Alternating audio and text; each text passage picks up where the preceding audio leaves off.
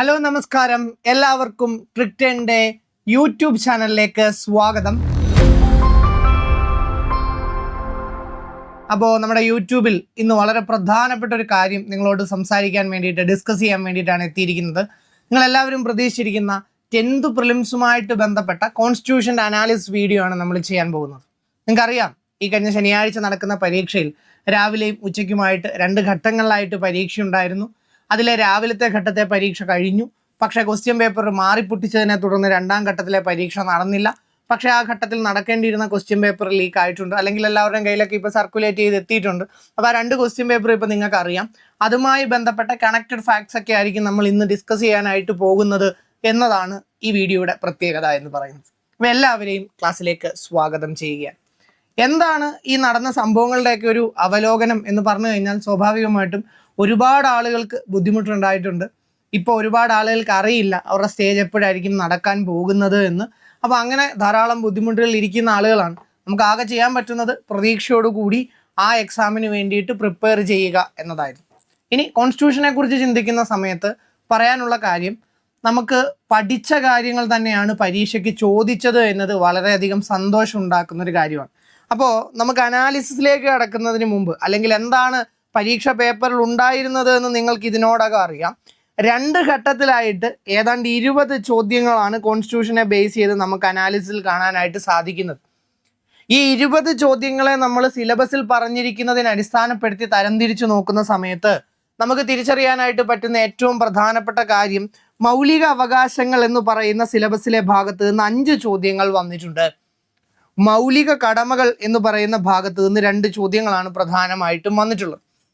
വിവരാവകാശ കമ്മീഷൻ എന്ന് പറയുന്നതിൽ നിന്ന് 4, മനുഷ്യാവകാശവുമായി ബന്ധപ്പെട്ട് 4, ദേശീയ ഗാനം, ദേശീയ ഗീതം, ചിഹ്നം തുടങ്ങിയ നമ്മുടെ കാര്യങ്ങളുമായി ബന്ധപ്പെട്ട് 3, അതേഴ്സ് എന്ന് പറയുന്ന കാറ്റഗറിയിൽ നിന്ന് 2. ഇവിടെ ഒരു ഡിസ്പ്യൂട്ട് ഉള്ളത് എന്താണെന്ന് ചോദിച്ചു കഴിഞ്ഞാൽ, ഈ മറ്റുള്ളവ എന്ന് ഞാൻ പറയുമ്പോൾ സിലബസിൽ പറയാതെ അതിന് പുറത്തുനിന്ന് എന്തെങ്കിലും കാര്യം ചോദിച്ചിട്ടുണ്ടെങ്കിലാണ്. ഈ മറ്റുള്ളവയിൽ ഉൾപ്പെടുത്തിയിരിക്കുന്ന ഒരു ചോദ്യം ഒരു കമ്മീഷനുമായിട്ട് ബന്ധപ്പെട്ടിട്ടായിരുന്നു. അപ്പോൾ അത് ചേരുംപടി ചേർക്കാൻ ചോദിച്ചപ്പോൾ മൗലിക അവകാശവുമായിട്ടും മൗലിക കടമകളുമായും ബന്ധപ്പെട്ട കമ്മിറ്റികൾ അതിനകത്തുണ്ടായിരുന്നു. പക്ഷേ 2 കമ്മിറ്റികൾ നമ്മൾ സിലബസിൽ പറയാത്തത് കൊണ്ട് അതിനെ ഞാൻ ഇവിടെ മറ്റുള്ളവയിലാണ് ഉൾപ്പെടുത്തിയിരിക്കുന്നത്. അതുകൂടാതെ ഒരു ചോദ്യം കൂടി എന്താണ്, ഒരു ഔട്ട് ഓഫ് സിലബസ്, അതായത് 10th പ്രിലിംസിന് പ്രിസ്ക്രൈബ് ചെയ്തിരിക്കുന്ന സിലബസിന് പുറത്തു നിന്നായിട്ട് എന്ത് ചെയ്തിട്ടുണ്ട്, ചോദിച്ചിട്ടുണ്ട്.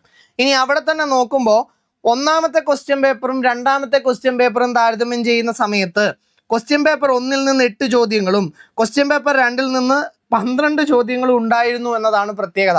അപ്പം ക്യാൻസൽ ആക്കിയ ക്വസ്റ്റ്യൻ പേപ്പർ കോൺസ്റ്റിറ്റ്യൂഷൻ്റെ പെർസ്പെക്റ്റീവിൽ നിന്ന് ചിന്തിക്കുമ്പോൾ കുറച്ചുകൂടി എന്തായിരുന്നു, ഗുണകരമായിട്ടുണ്ടായിരുന്ന ഒരു ക്വസ്റ്റ്യൻ പേപ്പർ ആയിരുന്നു. കാര്യം എന്താണെന്ന് ചോദിച്ചു കഴിഞ്ഞാൽ, അവിടെ ചോദ്യങ്ങളുടെ എണ്ണം കൂടുതലായിരുന്നു എന്നത് തന്നെയാണ് അതിൻ്റെ പ്രത്യേകത എന്ന് പറയുന്നത്. ഇവിടെ മൗലിക കടമകളിൽ നിന്ന് 2, മൗലിക അവകാശങ്ങളിൽ നിന്ന് 1, വിവരാവകാശ കമ്മീഷനിൽ നിന്ന് 2, മനുഷ്യാവകാശ കമ്മീഷനിൽ നിന്ന് 2, ദേശീയ ഗാനം, ദേശീയ ഗീതം എന്നിവയിൽ നിന്ന് ഓരോ ചോദ്യങ്ങളും വന്നപ്പോൾ ക്യാൻസലാക്കിയ ക്വസ്റ്റ്യൻ പേപ്പറിൽ നിന്ന് 4 ചോദ്യങ്ങളാണ് മൗലിക അവകാശങ്ങളിൽ നിന്ന് മാത്രം ചോദിച്ചിരിക്കുന്നത്. വിവരാവകാശ കമ്മീഷനിൽ നിന്ന് 2, മനുഷ്യാവകാശവുമായി ബന്ധപ്പെട്ട് 2, ദേശീയ ഗാനം, ദേശീയ ഗീതം എന്നിവയിൽ നിന്ന് 2. ഈ ഔട്ട് ഓഫ് സിലബസ് എന്ന് പറയാൻ പറ്റുന്ന 2 ചോദ്യങ്ങൾ കടന്നു വന്നത് 2ാമത്തെ ക്വസ്റ്റ്യൻ പേപ്പറിലായിരുന്നു എന്നതാണ് പ്രത്യേകത. പക്ഷെ ഭയങ്കര ഔട്ട് ഓഫ് സിലബസ് ഒന്നും അല്ല, ഒരു പരിധി വരെ നിങ്ങൾക്ക് എഴുതാൻ പറ്റുന്ന ചോദ്യങ്ങൾ തന്നെയായിരുന്നു അതിനകത്ത് ഉണ്ടായിരുന്നത് എന്നതാണ് അതിൻ്റെ പ്രത്യേകത എന്ന് പറയുന്നത്. അപ്പോൾ ഈ 2 ക്വസ്റ്റ്യൻ പേപ്പറുകൾ കൂടി അനലൈസ് ചെയ്യുമ്പോൾ ഇത് എന്തെങ്കിലും തരത്തിലുള്ളൊരു ട്രെൻഡിനെയോ അല്ലെങ്കിൽ ഇതാണ് ഹോട്ട് ഏരിയ എന്നൊന്നും പറയാൻ പറ്റുന്ന രീതിയിലല്ല ക്വസ്റ്റ്യൻ പേപ്പർ പോയിരിക്കുന്നത്. ചില ചോദ്യങ്ങൾ വളരെ സിമ്പിളാണ്, ബേസിക്കാണ്, PYQ തന്നെ വർക്കൗട്ട് ചെയ്തിട്ടുണ്ടെങ്കിൽ കിട്ടും. ഇപ്പോൾ നമ്മളുടെ മാരത്തോണും അതേപോലെ തന്നെ അതിന് മുമ്പിട്ടിരുന്ന റിവിഷൻ ക്ലാസ്സും കണ്ടു കഴിഞ്ഞാൽ തന്നെ ഇതിലെ 90% ചോദ്യങ്ങളും നിങ്ങൾക്ക് വളരെ സിമ്പിളായിട്ട് എന്ത് ചെയ്യാൻ പറ്റും, ആൻസർ ചെയ്യാനായിട്ട് പറ്റുന്നവയായിരുന്നു. അതിൻ്റെ കാര്യം എന്താണെന്ന് ചോദിച്ചു കഴിഞ്ഞാൽ, ഇപ്പം ഞാൻ പഠിപ്പിച്ചതിൻ്റെ കഴിവ് മാത്രമല്ല, ക്വസ്റ്റ്യൻ വളരെ പ്രഡിക്റ്റബിൾ ആയിരുന്നു കുറേ ചോദ്യങ്ങൾ. എന്നാൽ ചില ചോദ്യങ്ങളിൽ അല്പം കൂടി ഉയർന്ന നിലവാരം ചോദ്യങ്ങളിൽ എന്ത് ചെയ്യുകയും ചെയ്തിട്ടുണ്ട്, കാണിക്കുകയും ചെയ്തിട്ടുണ്ട്. അപ്പോൾ പഠിക്കുന്ന സമയത്ത് 10th പ്രിലിംസും 10th മെയിൻസും +2 ഒക്കെ തമ്മിലുള്ള ബൗണ്ടറികൾ, ബാരിയറുകൾ പതുക്കെ കുറഞ്ഞു വരുന്നുണ്ട് എന്നുകൂടി ഉദ്യോഗാർത്ഥികൾ എന്ത് ചെയ്യണം, തിരിച്ചറിയേണ്ടുന്നതാണ് എന്നതാണ് ഈ എക്സാം നമ്മളോട് പറയുന്ന ഏറ്റവും പ്രധാനപ്പെട്ട കാര്യം എന്ന് പറയുന്നത്. അപ്പോൾ സ്വാഭാവികമായിട്ടും നിങ്ങൾക്ക് മനസ്സിലാവും, ഒരു എക്സാമിനേഷൻ പോയിന്റ് ഓഫ് വ്യൂവിൽ നിന്ന് നമ്മൾ ചിന്തിക്കുന്ന സമയത്ത് ഏറ്റവും ഇമ്പോർട്ടൻ്റ് ആയിട്ടുള്ള കാര്യം എന്താണെന്ന് ചോദിച്ചാൽ ഇൻ്റഗ്രേറ്റഡ് ആയിട്ടുള്ള ഒരു പഠനവും അപ്രോച്ചും ആയിരിക്കും ഇനിയുള്ള കാലത്ത് ഏറ്റവും നല്ലത് എന്നതാണ് ഇത് ഇൻഡിക്കേറ്റ് ചെയ്യുന്നത്. അപ്പോൾ സമയം കളയുന്നില്ല, നമുക്ക് നേരെ ചോദ്യങ്ങളിലേക്ക് പോകാം. അപ്പോൾ ആദ്യം നമ്മൾ ഡിസ്കസ് ചെയ്യാൻ പോകുന്നത്, നമ്മൾ നേരത്തെ പറഞ്ഞതുപോലെ 5 ചോദ്യങ്ങൾ മൗലിക അവകാശങ്ങളിൽ നിന്ന് വന്നു എന്നതാണ് നമ്മൾ നോക്കാനായിട്ട് പോകുന്നത്. ഇവിടെ നിങ്ങൾക്കറിയാം ആർട്ടിക്കിൾ 23, 24 ബന്ധപ്പെട്ട് ചൂഷണത്തിൽ നിന്നുമുള്ള സംരക്ഷണവുമായി ബന്ധപ്പെട്ട നമ്മുടെ മൗലിക അവകാശങ്ങളാണ്. അങ്ങനെ തന്നെ പറഞ്ഞായിരുന്നു ചോദ്യം വന്നിരുന്നത്. ഒരു സ്റ്റേറ്റ്മെന്റ് ക്വസ്റ്റ്യൻ ആയിരുന്നു. പഠിച്ച കാര്യമൊന്ന് അപ്ലൈ ചെയ്താൽ ഉത്തരം കിട്ടുന്ന ചോദ്യമായിരുന്നു. ഇപ്പോൾ ഉദാഹരണത്തിന് ഇതുമായി ബന്ധപ്പെട്ട് ശരിയായ പ്രസ്താവന ഏത് എന്ന് ചോദിക്കുമ്പോൾ ഇവിടെ സ്പെസിഫിക്കലി പറഞ്ഞിട്ടുണ്ട് ആർട്ടിക്കിൾ 23ഉം 24ഉമായി ബന്ധപ്പെട്ട എന്താണ് ശരി. അപ്പോൾ ഇവിടെ നോക്കിക്കേ, ഇന്ത്യയിലെ ന്യൂനപക്ഷങ്ങളുടെ താല്പര്യം സംരക്ഷിക്കുന്നു. ഇത് നമ്മൾ റിപ്പീറ്റ് അടിച്ച് പറഞ്ഞുകൊണ്ടിരിക്കുന്ന ഒരു സാധനമാണ്. ഇന്ത്യൻ ഭരണഘടനയിൽ ആർട്ടിക്കിൾ 29 എത്തുമ്പോഴാണ് ന്യൂനപക്ഷം എന്ന് പറയുന്ന ഒരു ആശയത്തെക്കുറിച്ച് തന്നെ നമ്മൾ പറഞ്ഞു തുടങ്ങുന്നത്. അപ്പോൾ ഒരു കാരണവശാലും ഇത് 23ഉം 24ഉം അല്ല. സ്ത്രീകൾക്കും കുട്ടികൾക്കും പ്രത്യേക സംരക്ഷണം ഉറപ്പാക്കുന്നു. ഈ സ്റ്റേറ്റ്മെന്റ് ഒന്ന് ഡയറക്റ്റ് അല്ല എങ്കിലും ദേവദാസി പോലുള്ള സമ്പ്രദായങ്ങളെ നിർത്തലാക്കുന്നത് ആർട്ടിക്കിൾ 23 ആണെന്ന് നമ്മൾ റിപ്പീറ്റഡ്ലി എപ്പോഴും പറയുന്നത്. അത് ചിന്തിച്ചാൽ സ്ത്രീകൾക്ക് സംരക്ഷണം കൊടുക്കുന്നില്ലേ? ഉണ്ട്. അതേപോലെ കുട്ടികളുമായി ബന്ധപ്പെട്ട ആർട്ടിക്കിൾ 24 ബാലവേലയുമായി ബന്ധപ്പെട്ട് നമ്മൾ കൃത്യമായിട്ട് പഠിക്കുന്നതാണ് അല്ലെ. ബാലവേല നിരോധനവുമായി ബന്ധപ്പെട്ടിരിക്കുന്ന ആർട്ടിക്കിൾ ഏതാണ്? ആർട്ടിക്കിൾ 24 ആണ്. അപ്പൊ കൈലാസ് സത്യാർത്ഥിയുടെ കാര്യം നമ്മൾ പറയാറുണ്ട്. അദ്ദേഹത്തിന് നൊബേൽ സമ്മാനം ലഭിച്ചതും മലാല യൂസഫ്സായിയുമായി ചേർന്ന് അദ്ദേഹം നൊബേൽ സമ്മാനം പങ്കിട്ടതും ഒക്കെ നമ്മൾ വിശദമായിട്ട് തന്നെ ചർച്ച ചെയ്തിട്ടുള്ളതാണ് ആ ഭാഗത്തു നിന്നാണ്. അപ്പൊ ആ അപ്ലിക്കേഷൻ ആണ് ഇവിടെ ഏറ്റവും ഇമ്പോർട്ടൻ്റ് ആയിട്ടുള്ളത്. രണ്ടാമത്തെ പ്രസ്താവന എന്താണ്? ശരിയാണ്. 2 ശരിയാവുമ്പോൾ തന്നെ നമുക്ക് എന്ത് ചെയ്യാനായിട്ട് പറ്റും? സി എലിമിനേറ്റ് ചെയ്യാനായിട്ട് പറ്റും. മൗലിക അവകാശങ്ങൾ സ്ഥാപിച്ചു കിട്ടുന്നു എന്ന് പറയുമ്പോൾ നമുക്കറിയാം ആർട്ടിക്കിൾ 32 ആണ്. നമുക്കറിയാവുന്നത് പോലെ തന്നെ മൗലിക അവകാശങ്ങളുമായി ബന്ധപ്പെട്ട് അത് ലഭിച്ചില്ലെങ്കിൽ ചോദ്യം ചെയ്യാൻ അധികാരം നൽകുന്നത്. അപ്പോൾ സ്വാഭാവികമായിട്ടും ഇവിടെ വരില്ല. അതോടുകൂടി ബിയും എലിമിനേറ്റ് ആയി. ഇനി അടിമത്തം, തക്കതായ പ്രതിഫലം നൽകാതെ നിർബന്ധിച്ച് എന്ത് ചെയ്യുന്നു, ജോലി ചെയ്യിക്കൽ എന്നീ പറയുന്ന സാധനങ്ങളെല്ലാം എന്ത് ചെയ്യുന്നു, ഇവിടെ വരും എന്ന് നിങ്ങൾക്കറിയാം. അപ്പോൾ സ്വാഭാവികമായിട്ടും ഇവിടെ എന്തായിരിക്കണം ശരി? 2ഉം 4ഉമാണ് ശരി. അതായത് ആൻസർ ഏതാണ്? 2ഉം 4ഉം ശരി എന്ന് പറയുന്നതാണ്. അപ്പോൾ ചൂഷണം, അപ്പോൾ ആർട്ടിക്കിൾ 23ഉം 24ൽ നിന്നും ഒരു ചോദ്യം വന്നിട്ടുണ്ട്. അപ്പോൾ ഈ ആർട്ടിക്കിൾ തന്നെ അടുത്ത പരീക്ഷയ്ക്കും റിപ്പീറ്റ് അടിച്ച് ചോദിക്കും എന്നല്ല നമ്മൾ പറയുന്നത്. ഇത് ക്വസ്റ്റ്യൻ പേപ്പർ 1 ആയിരുന്നു. ഇനി ഇവിടെ നിന്ന് പോകുമ്പോൾ അടുത്ത ക്വസ്റ്റ്യൻ പേപ്പറിൽ, അപ്പോൾ ഈ ക്വസ്റ്റ്യൻ പേപ്പറിന്റെ ട്രെൻഡ് വെച്ചിട്ട് ഈ ക്വസ്റ്റ്യൻ പേപ്പറിലേക്ക് നോക്കുമ്പോൾ നല്ല വ്യത്യാസമുണ്ട്. ഇനി ഈ ചോദ്യം ലീക്ക് ചെയ്ത് വന്ന ചോദ്യം ആയതുകൊണ്ട് ഈ 2 ക്വസ്റ്റ്യൻ പേപ്പറിൽ ഏതാണെന്ന് തിരിച്ചറിയാൻ നിങ്ങൾക്ക് വലിയ പാടൊന്നുമില്ല. മറ്റേ ക്വസ്റ്റ്യൻ പേപ്പറിന്റെ ഒരു പെർഫെക്ഷൻ ഈ ക്വസ്റ്റ്യൻ പേപ്പറിന്റെ ഇമേജുകളിൽ ഉണ്ടാവില്ല. അത് കാണുമ്പോൾ തന്നെ നിങ്ങൾക്ക് മനസ്സിലാവും ഇത് രണ്ടാമത്തെ ക്വസ്റ്റ്യൻ പേപ്പറാണെന്ന്. അപ്പോൾ ആർട്ടിക്കിൾ 21നെ റിലേറ്റ് ചെയ്തുകൊണ്ടാണ് ക്വസ്റ്റ്യൻ പേപ്പർ 2ലെ ചോദ്യം ഉണ്ടായിരുന്നത്. കോൺസ്റ്റിറ്റ്യൂഷനുമായി ബന്ധപ്പെട്ട് ചിന്തിക്കുമ്പോൾ ക്വസ്റ്റ്യൻ പേപ്പർ 2ലെ ചോദ്യങ്ങൾക്കാണ് അല്പം കൂടി നിലവാരം കൂടുതൽ ഉണ്ടായിരുന്നത്. അപ്പോൾ 2 ക്വസ്റ്റ്യൻ പേപ്പറും അനലൈസ് ചെയ്യുന്ന സമയത്ത് നമുക്ക് മനസ്സിലാവുന്നത് 2 വ്യത്യസ്തമായ രീതിയിലാണ് ചോദ്യകർത്താക്കൾ ഈ വിഷയത്തെ സമീപിച്ചിരിക്കുന്നത്. ഇപ്പോൾ ആർട്ടിക്കിൾ 21മായി ബന്ധപ്പെട്ട് ഈ വകുപ്പിൻ്റെ ആർട്ടിക്കിൾ 21ന്റെ വ്യാപ്തിയെ വർദ്ധിപ്പിച്ചുകൊണ്ട്, അപ്പോൾ നമ്മൾ എപ്പോഴും ക്ലാസ്സിൽ പറയാറുണ്ട് ആർട്ടിക്കിൾ 21 എന്ന് പറയുമ്പോൾ ആർട്ടിക്കിൾ 14, 19, 21 ചേരുന്ന ഇന്ത്യൻ ഭരണഘടനയിലെ സുവർണ ത്രികോണങ്ങളിൽ പെടുന്ന ജീവിക്കാനുള്ള അവകാശവുമായി ബന്ധപ്പെട്ടിട്ടുള്ള ഏറ്റവും പ്രധാനപ്പെട്ട ഭരണഘടനാ അനുച്ഛേദമാണ് എന്നത് നിങ്ങൾക്ക് അറിയാവുന്നതാണ്. അപ്പം ജീവിക്കാനുള്ള അവകാശം എന്ന് പറയുമ്പോൾ കോടതികൾ ഓരോ കേസിലും അതിനെ എന്ത് ചെയ്തിട്ടുണ്ട്? ഡിഫൈൻ ചെയ്തിട്ടുണ്ട്. ഇപ്പം നിങ്ങൾക്കറിയാം പൊതുസ്ഥലത്ത് പുകവലി നിരോധിക്കുന്നു അല്ലേ? അത് നിരോധിക്കുമ്പോൾ കോടതി എന്താണ് പറയുന്നത്? ആ പുകവലിക്കുന്ന ആൾ എന്ത് ചെയ്യുകയാണ്? മറ്റുള്ളവരുടെ ജീവിക്കാനുള്ള അവകാശത്തെ ഇല്ലാതാക്കുകയാണ്. അപ്പോൾ അതെങ്ങനെ കണക്ട് ചെയ്യാണ്? ആർട്ടിക്കിൾ 21ലേക്ക് കണക്ട് ചെയ്യാണ്. കാലാകാലങ്ങളിലെ കോടതി വിധികളിലൂടെ ഇത്തരത്തിൽ വ്യാപ്തി കൂടിയിട്ടുള്ള ഒരു ആർട്ടിക്കിളാണ് എന്തെന്ന് പറയുന്നത്? ആർട്ടിക്കിൾ 21. ഇതൊരു 10th പ്രിലിംസ് നിലവാരത്തിലുള്ള ചോദ്യമായിരുന്നു എന്ന് ചോദിച്ചാൽ അല്ല. കാര്യം എന്താണെന്ന് ചോദിച്ചു കഴിഞ്ഞാൽ ഇതിൻ്റെ നിലവാരം അല്പം കൂടി കൂടുതലായിരുന്നു. അതിലേക്ക് നമുക്ക് വരാം. ഇവിടെ ട്രോമ കെയറിനുള്ള അവകാശം, ആർത്തവ ആരോഗ്യവും അന്തസ്സും, വേഗത്തിലുള്ള വിചാരണയ്ക്കുള്ള അവകാശം, അഭയത്തിനുള്ള അവകാശം, ഇതെല്ലാം തന്നെ 21ന്റെ ഭാഗമാണ്.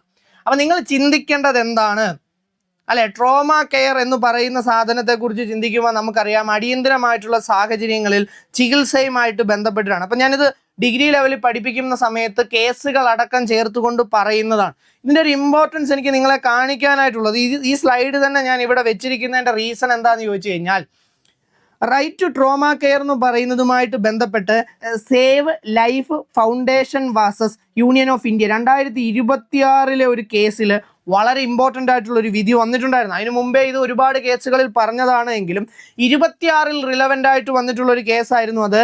Emergency trauma care from injury site to hospital is an integral part of the right to life under article 21. അതായത് ഒരു അപകടം പറ്റി റോഡിൽ നിന്ന് ഒരാൾ ആശുപത്രിയിൽ എത്തുന്ന സമയത്ത് അയാൾക്ക് ലഭിക്കേണ്ടുന്ന പ്രാഥമികമായിട്ടുള്ള കെയർ എന്ന് പറയുന്നത് ആർട്ടിക്കിൾ 21 ഭാഗമാണ് എന്ന് സുപ്രീം കോടതി 2026 ഒരിക്കൽ കൂടി ഓർമ്മിപ്പിച്ചിട്ടുണ്ടായിരുന്നു. ഇതിനു മുമ്പ് തന്നെ 1989-ലും 96-ലും എന്ത് ചെയ്തിട്ടുണ്ട്? Medical aid to preserve human life is a constitution obligation എന്ന് എന്ത് ചെയ്തിട്ടുണ്ട്? പറഞ്ഞിട്ടുണ്ട്. അപ്പോൾ trauma care, right to trauma care എന്ന് പറയുന്ന സാധനം ആർട്ടിക്കിൾ 21 പലവട്ടം സുപ്രീം കോടതി എംഫസൈസ് ചെയ്യപ്പെട്ടിട്ടുണ്ട്. ഇനി ഇംഗ്ലീഷ് സ്ലൈഡൊന്നും കണ്ട് പേടിക്കണ്ട. മെനിസ്ട്രൽ ഹെൽത്ത് ആൻഡ് ഡിഗ്നിറ്റി എന്ന് പറയുന്നത്, ആർത്തവ ആരോഗ്യം എന്ന് പറയുന്നത് വളരെ ഇമ്പോർട്ടൻ്റ് ആയിട്ടുള്ള ഒരു കേസാണ്. കാര്യം എന്താണെന്ന് ചോദിച്ചു കഴിഞ്ഞാൽ Jaya Thakur versus union of India and Orissa സ്റ്റേറ്റുമായിട്ട് ബന്ധപ്പെട്ട് വന്നിട്ടുള്ള ഒരു കേസിൽ നിങ്ങൾക്ക് അറിയാവുന്നതുപോലെ തന്നെ നമ്മുടെ സ്കൂളുകളിലൊക്കെ പെൺകുട്ടികൾ, സ്കൂളുകളിൽ നിന്നൊന്നുമല്ല, തൊഴിലിടങ്ങളിൽ, പൊതുസ്ഥലങ്ങളിലൊക്കെ നേരിടുന്ന വലിയ പ്രശ്നങ്ങളാണ് ആർത്തവ കാലഘട്ടത്തിൽ സാനിറ്ററി നാപ്കിൻ പോലെയുള്ള സാധനങ്ങൾ ഉപയോഗിക്കുന്ന ആളുകൾക്ക് ഇത് പ്രോപ്പറായിട്ട് എന്ത് ചെയ്യാൻ പറ്റുന്നില്ല, ഡിസ്പോസ് ചെയ്യാനായിട്ട് പറ്റുന്നില്ല. അപ്പോൾ അത് പ്രോപ്പറായിട്ട് ഡിസ്പോസ് ചെയ്യാൻ പറ്റാത്തത് അവരുടെ ഹൈജീനെയും ബാധിക്കുന്നുണ്ട്. ഇതുമൂലം ടോയ്ലറ്റുകൾ ഉപയോഗിക്കുന്നതിൽ നിന്ന് ഇവർ മാറി നിൽക്കുന്നുണ്ട്. ഇത് ഇവരുടെ ആരോഗ്യത്തെ വളരെ ഗുരുതരമായിട്ട് ബാധിക്കുന്നുണ്ട്. അപ്പോൾ കേസിൽ സുപ്രീം കോടതി വളരെ ഇമ്പോർട്ടൻ്റ് ആയിട്ട് പറഞ്ഞു, ഒന്നിത് ജീവിക്കാനുള്ള അവകാശത്തിൻ്റെ ഭാഗമാണ് എന്ന് മാത്രമല്ല, സ്കൂളുകളുടെ പശ്ചാത്തലത്തിലൊക്കെ ചിന്തിക്കുമ്പോൾ പെൺകുട്ടികൾ സ്കൂളുകളിൽ വന്ന് പഠിക്കണമെങ്കിൽ അവർക്ക് ഈ പറയുന്നത് പോലെ എന്തുണ്ടായിരിക്കണം? മെനിസ്ട്രൽ ഹെൽത്ത് മെയിൻറ്റെയിൻ ചെയ്യാൻ പറ്റണം. അപ്പോൾ ആർട്ടിക്കിൾ 21A കൂടി ഭാഗമാണെന്ന് ഈ കേസിൽ സുപ്രീം കോടതി എന്ത് ചെയ്തിട്ടുണ്ടായിരുന്നു? പറഞ്ഞു വെച്ചിട്ടുണ്ടായിരുന്നു. അപ്പം നമ്മൾ ചിന്തിക്കേണ്ടത് ഇങ്ങനത്തെ ചോദ്യങ്ങളൊക്കെ വരുന്ന സമയത്ത്, അതുകൊണ്ടാണ് നമ്മുടെ ക്ലാസ്സുകളിലായാലും ഒക്കെ എപ്പോഴും നിങ്ങളോട് ആപ്ലിക്കേഷൻ ലെവലിൽ കാര്യം പറയുന്നത്. ആർട്ടിക്കിൾ 21 എന്ന് പറഞ്ഞിട്ട് കുറേ പോയിന്റുകൾ കാണാതെ പഠിക്കലല്ല നമ്മുടെ ലക്ഷ്യം. എന്തുകൊണ്ട് ഇതൊക്കെ ആർട്ടിക്കിൾ 21 വരുന്നു? എടാ, വൃത്തിയുള്ള ജീവിത സാഹചര്യത്തിൽ ജീവിക്കാൻ പറ്റിയാലേ നിങ്ങളുടെ ആരോഗ്യത്തെ പ്രിസർവ് ചെയ്യാൻ പറ്റൂ. നിങ്ങളുടെ ആരോഗ്യം നിങ്ങളുടെ ജീവനുമായി ബന്ധപ്പെട്ടതാണ്. അപ്പോൾ ഓട്ടോമാറ്റിക്കലി അത് എന്തുമായി കണക്റ്റ് ആകും? ആർട്ടിക്കിൾ 21 കണക്റ്റ് ആകും. ഈ ലോജിക്ക് അപ്ലൈ ചെയ്യാൻ പറ്റുന്നിടത്ത് പോലും കേസും കാര്യവും ഒന്നും അറിയത്തില്ലെങ്കിൽ പോലും നിങ്ങൾക്ക് എന്ത് ചെയ്യാൻ പറ്റും? അവിടെ എഴുതാനായിട്ട് സാധിക്കും.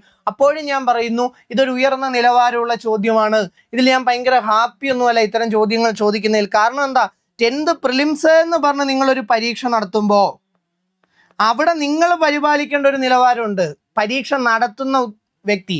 കാര്യം എന്താ? അല്ലെങ്കിൽ പിന്നെ ഈ സിലബസ് ഒന്നും ഇടരുത്, ഈ വ്യത്യസ്തമായിട്ടുള്ള എന്ത് പറയരുത്, തരംതിരിവുകൾ പറയരുത്, 10th 12th ഡിഗ്രി എന്നൊന്നും പറയരുത്. ഇപ്പൊ NCERT നിന്ന് ചോദ്യം വരുന്നു, നിങ്ങൾ കണ്ടു ജോഗ്രഫിയിൽ. അപ്പോൾ അത് NCERT പഠിക്കണമെന്ന് ചോദിച്ചാൽ നമ്മളൊക്കെ എല്ലാവർക്കും അറിയാം, പഠിക്കുന്നുണ്ട്. ഏത് എക്സാമിന്? +2 ലെവലുള്ള എക്സാമിന് പഠിക്കുന്നുണ്ട്, ഡിഗ്രി ലെവലുള്ള എക്സാമിന് പഠിക്കുന്നുണ്ട്. ആ പരീക്ഷയുടെ നിലവാരത്തിൽ ഈ ചോദ്യങ്ങൾ നമ്മൾ പ്രതീക്ഷിക്കുന്നു, ഇത് നമ്മൾ പഠിക്കുന്നു. ഒരു കാരണവശാലും നമ്മൾ ഒരു 10th ലെവലിലേക്ക് ഒരു പ്രിലിമിനറി എക്സാമിനേഷൻ നടത്തുമ്പോൾ അതിൽ ഇത് കൊണ്ടുവന്ന് ചോദിക്കുന്നത് ഈ ഇട്ടേക്കുന്ന സിലബസിനെയും പ്രിപ്പറേഷനെയൊക്കെ അട്ടിമറിക്കുന്നത് പോലെയാണ്. പിന്നെ എല്ലാ കാലത്തും ഏതെങ്കിലുമൊക്കെ ഒരു ഭാഗം എന്താകും? ടഫ് ആവാറുണ്ട്. ഔട്ട് ഓഫ് ദി ബോക്സ് ഒരുപാട് ചോദ്യങ്ങൾ 10th പ്രിലിംസിൽ പലപ്പോഴും കയറി വന്നിട്ടുമുണ്ട്. ഇത് ഞാൻ മാരത്തോണിലും ഒക്കെ നിങ്ങളെ ഓർമ്മിപ്പിച്ചതാണ്. ഇത് മനസ്സിൽ വെച്ചേ നിങ്ങൾ എന്ത് ചെയ്യാൻ പാടുള്ളൂ? പഠിക്കാൻ പാടുള്ളൂ എന്നതാണ് ഇതിൻ്റെ പ്രത്യേകത. അപ്പോൾ ഈ ചോദ്യത്തിനകത്ത് എന്താണ്? Right to speedy trial. ഈ പറയുന്ന സാധനം 1979 തന്നെ ഹുസൈൻ ആര കാർട്ടൂൺ വാസ സ്റ്റേറ്റ് ഓഫ് ബീഹാറിൽ വന്നതാണ്. വേഗത്തിൽ ട്രയൽ കിട്ടേണ്ടത് ആർട്ടിക്കിൾ 21 ബന്ധപ്പെട്ട്. കാരണം ഞാനൊരു കുറ്റവാളിയായിട്ട് ഇരിക്കുമ്പോൾ ഞാൻ ശരിക്കും ജീവിക്കുന്നില്ല. എൻ്റെ ജീവിതം എന്ന് പറയുന്നത് അവിടെ സ്റ്റോപ്പാണ്. അപ്പം 10-20 വർഷം വാദങ്ങളൊക്കെ നടന്നതിന് ശേഷം ഞാൻ നിരപരാധിയാണെന്ന് പറയുമ്പോൾ നിങ്ങൾ നമ്പി നാരായണൻ്റെയൊക്കെ കേസ് ഒന്ന് ആലോചിച്ച് നോക്കിയേ. അയാളുടെ ജീവിതം തന്നെ ഇല്ലാതായിപ്പോയി. അപ്പോൾ സ്വാഭാവികമായിട്ടും ആർട്ടിക്കിൾ 21 ആണത്. റൈറ്റ് ടു ഷെൽട്ടർ വളരെ ഫേമസ് ആയിട്ടുള്ള ഒരു കേസാണ്, ഓൾഗ ടെലിസ് വാസസ് BMC എന്ന് പറയുന്നത്. അപ്പോൾ അവിടെയാണ് പറഞ്ഞത് ആർട്ടിക്കിൾ 21 എന്ന് പറയുന്നത് കേവലം ജീവൻ മാത്രമല്ല, ലൈവ്ലിഹുഡ്, ഹൗസിംഗ് ആൻഡ് ഷെൽട്ടർ എന്ന് പറയുന്ന കാര്യങ്ങളുമായിട്ടെല്ലാം ബന്ധമുണ്ട്. അപ്പോഴാണ് നമ്മൾ ഈ പറയുന്നത് പോലെ എന്ത് ചെയ്യുന്നത്? നിങ്ങൾക്ക് ജീവിക്കാൻ മാത്രമല്ല മാന്യമായിട്ട് ജീവിക്കാൻ പറ്റണ്ടേ? അതിന് കിടക്കാൻ ഒരു കിടപ്പാടം വേണ്ടേ? ഇതെല്ലാം എന്തുമായി ബന്ധപ്പെട്ടിരിക്കുന്നു? 21മായി ബന്ധപ്പെട്ടിരിക്കുന്നു എന്ന് കോടതി പറഞ്ഞിരിക്കുകയാണ്. ഇനി പൊതുസ്ഥലങ്ങളിൽ പുകവലി നിരോധിച്ചത്, പിന്നെ നമ്മൾ ക്ലാസ്സിൽ തന്നെ ഒരുപാട് വട്ടം പറയുന്നതാണ്. ആർട്ടിക്കിൾ 21 എഴുതി വെച്ചിട്ടില്ല, ഒരു പൗരന് സ്വന്തം ഇഷ്ടാനുസരണം ജീവിത പങ്കാളിയെ തിരഞ്ഞെടുക്കാൻ പറ്റുന്നത് ഏത് ആർട്ടിക്കിൾ കൊണ്ടാണ്? ഇത് നിങ്ങൾ മറക്കൂല. ഇത് 21 ആണെന്ന് എല്ലാവർക്കും അറിയാം. പുട്ടുസ്വാമി കേസിൽ എന്തു വന്നു? പ്രൈവസി വന്നു. അപ്പം ഞാൻ എപ്പോഴും കുട്ടികളോട് പറയും, പ്രൈവസി, സ്വകാര്യതയും 21 എങ്ങനെ ചേരും?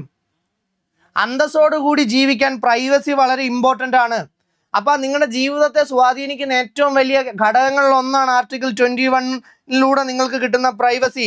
നാളെ നിങ്ങളുടെ ഫോണിലുള്ള ഫോട്ടോകളെല്ലാം ഒരു സൈറ്റിൽ ആഡ് ചെയ്യപ്പെടുന്നു, നിങ്ങൾ പോലും അറിയാതെ എന്ന് പറയുമ്പോൾ അവിടെ വെല്ലുവിളിക്കപ്പെട്ടത് നിങ്ങളുടെ പ്രൈവസിയാണ്. അതുവഴി നിങ്ങളുടെ ജീവിതം തന്നെയല്ലേ വെല്ലുവിളിക്കപ്പെടുന്നത്? സോ ഇതൊക്കെ 21ന്റെ ഭാഗമാണ്. ഈ ലോജിക്ക് കൊണ്ട് ചിന്തിച്ചാൽ അതിജീവനത്തിനുള്ള അവകാശം, സുരക്ഷിതമായ അഭയസ്ഥാനങ്ങൾക്കുള്ള അവകാശം, ആരോഗ്യത്തോടെ ജീവിക്കാനുള്ള, നിങ്ങൾ ഈ മെനിസ്ട്രൽ ഹെൽത്ത് ഒക്കെ ഇതിനകത്ത് ചിന്തിച്ചു നോക്കിയാൽ മതി. ആരോഗ്യത്തോടു കൂടി ജീവിക്കാനുള്ള അവകാശം, അതിവേഗ വിചാരണയ്ക്കുള്ള അവകാശം, ഏകാന്ത തടവ്, സോളിറ്ററി കൺഫൈൻമെന്റ് എന്ന് പറയുന്ന സാധനം ഇന്ത്യ ഇപ്പം ഇല്ല, അത് പാടില്ല എന്ന് പറയുന്നത് ആർട്ടിക്കിൾ 21 ആണ്. വിദേശ സഞ്ചാരം ആർട്ടിക്കിൾ 19 ആഭ്യന്തര സഞ്ചാരത്തെ കുറിച്ച് പറയുന്നത്, ഇന്ത്യയിൽ എവിടെയും സഞ്ചരിക്കാനുള്ള സ്വാതന്ത്ര്യത്തെ കുറിച്ച് പറയുന്നത്. എന്നാൽ ജീവിക്കാൻ പറ്റുന്നതുമായി ബന്ധപ്പെട്ട് നിങ്ങൾക്ക് എന്ത് ചെയ്യാനും പറ്റണം, ആ വിദേശ സഞ്ചാരം. സുപ്രീം കോടതി എന്ത് ചെയ്യുന്നത്, ഇന്ത്യക്കകത്ത് മാത്രമല്ല ഇന്ത്യക്ക് പുറത്തേക്ക് സഞ്ചരിക്കാനുള്ള അവകാശമുണ്ട്. അത് റൈറ്റ് ടു ലൈഫുമായി ബന്ധപ്പെട്ടതാണ് എന്ന് എന്ത് ചെയ്യുന്നത്, കൂട്ടിച്ചേർക്കുന്നത്. ഇതേപോലെ തന്നെയാണ് നിർബന്ധിത ജോലിയെ എതിർക്കാനുള്ള അവകാശം. പലപ്പോഴും തെറ്റിപ്പോകുന്ന സാധനമാണ്. ഇത് ചൂഷണമല്ല, നിങ്ങൾക്കൊരു ജോലി ചെയ്യേണ്ടുന്നൊരു സാഹചര്യം ഉണ്ട്, പക്ഷേ ഒരു ജോലി നിങ്ങൾ അടിച്ചേൽപ്പിക്കുന്നു, അത് നിങ്ങളുടെ ജീവിതത്തെ തന്നെ എന്ത് ചെയ്യുകയാണ്, തകർക്കുകയാണ് എന്ന സാഹചര്യത്തിൽ നിർബന്ധിത ജോലിയെ എതിർക്കാൻ പറ്റും. സർക്കാർ ആശുപത്രികളിൽ യഥാസമയം ചികിത്സ ലഭിക്കാനുള്ള അവകാശം, വിവരങ്ങളും വാർത്തകളും അറിയാനുള്ള അവകാശം, ഉറങ്ങാനുള്ള അവകാശം, അല്ലെ?